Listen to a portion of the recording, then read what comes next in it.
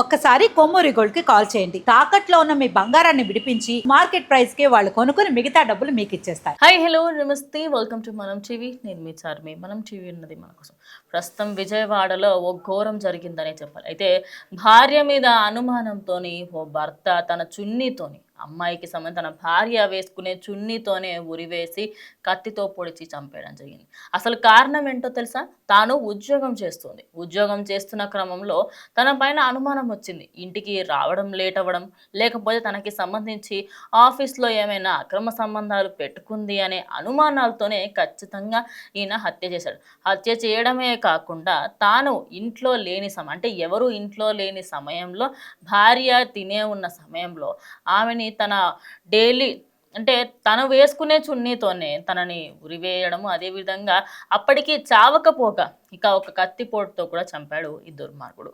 అయితే చంపిన తర్వాత కూడా ఈయనకి మనశ్శాంతి కలగలేదు. మనశ్శాంతి కలగకపోయేసరికంటే ఇంకా ఆమెని హింస పెట్టాలి అనుకున్నాడు. ఇంకొకసారి కత్తితోని పొడవడం జరిగింది. ఇక ఎలాగైనా తప్పించుకోవాలి అనుకున్నాను. ఇక అక్కడి నుంచి ఎలా తప్పించుకోవాలి, నేను ఇంట్లో లేను అన్న విషయం ఎలా తెలవాలి ఏంటి, మరి నేను చంపలేదు అని చెప్పేసి రుజువులు ఉండకూడదు అనుకున్నాడు.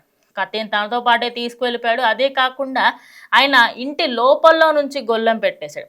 అంటే తినే తనంతట తాను ఊరేసుకుందని, లేదు అంటే తనంతట తాను చంపుకునే ప్రయత్నం చేసింది అని చెప్పేసి సూసైడ్ లాగా సృష్టించాలి అనుకున్నారు. ఇక కొద్దిసేపటి తర్వాత అమ్మాయికి సంబంధించిన తల్లిదండ్రులు అక్కడికి వచ్చారు. నార్మల్గా అమ్మాయిని చూద్దామని వచ్చిన తండ్రికి సంబంధించి ఒక్కసారిగా తండ్రి కుప్పకూలిపోయాడు అనమాట.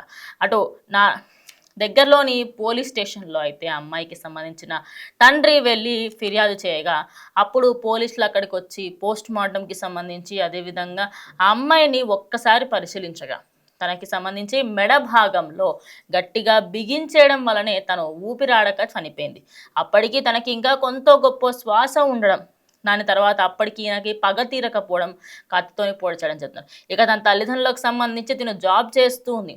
తాను ఒక పెద్ద కంపెనీలో ఒక ఉద్యోగిగా పనిచేస్తున్నప్పటికీ కూడా ఈయనకి సంబంధించి ఈయనకి ఎందుకు అనుమానం వచ్చింది ఏంటి అనే దానికి సంబంధించి ఇంకా ఎలాంటి డీటెయిల్స్ బయటకు రాలేవు.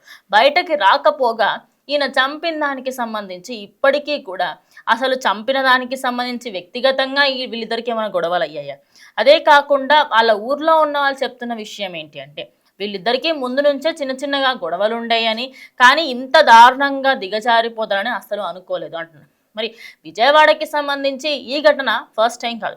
అయితే వీళ్ళిద్దరి మధ్యలో సంభాషణ రోజుకి అంటే కొట్లాట వరకు వెళ్ళింది, కానీ చంపుకునేంత దారుణంగా అయితే వెళ్ళలేదు. కాబట్టి ఇంకా అంత దిగజారిపోరు అనుకున్నారు.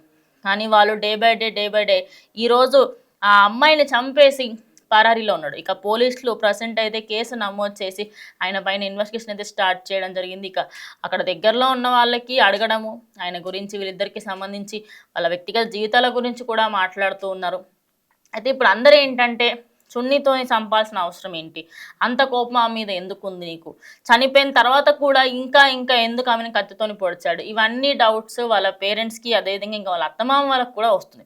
ఇంకో చండాలమైన విషయం ఏంటో తెలుసా మీకు, ఇక్కడ వీళ్ళకి సంబంధించి ఇద్దరూ కూడా చాలా ఇష్టంగా పెళ్లి చేసుకున్నారు. ఇద్దరికి ఎలాంటివి అనే విద్భేదాలు కానీ లేకపోతే ఎప్పుడు గొడవలు పడడము ముందు ఎప్పుడు లేదంట. కానీ ఈ మధ్య కాలంలో తను ఎప్పుడైతే జాబ్కి వెళ్తుందో ఈయనకి జీర్ణం అవ్వట్లేదు. తిను జాబ్ చేస్తుంది, నన్ను వదిలేస్తుందేమో అనే డౌట్. చూడ్డానికి అమ్మాయి మాత్రం చాలా అద్భుతంగా ఉంది. అయితే తిన హస్బెండ్ ఎవరైతే ఉన్నాడో ఆయన దేవుడు, తనకి సంబంధించి ముందు నుంచి తను అనుమానించేవాడని తన ఫ్యామిలీకి సంబంధించిన వాళ్ళు చెప్తున్నారు. సో ఎట్టకేలకు కేసు నమోదు చేశారు. చూద్దాం దర్యాప్తుకి సంబంధించి ఖచ్చితంగా ఎలాంటి విషయాలు వెలుగులోకి వస్తాయి, ఆయన ఎందుకు చంపారు ఏంటి. ప్రజెంట్ అయితే అనుమానంతోనే చంపాడని చెప్తున్నారు.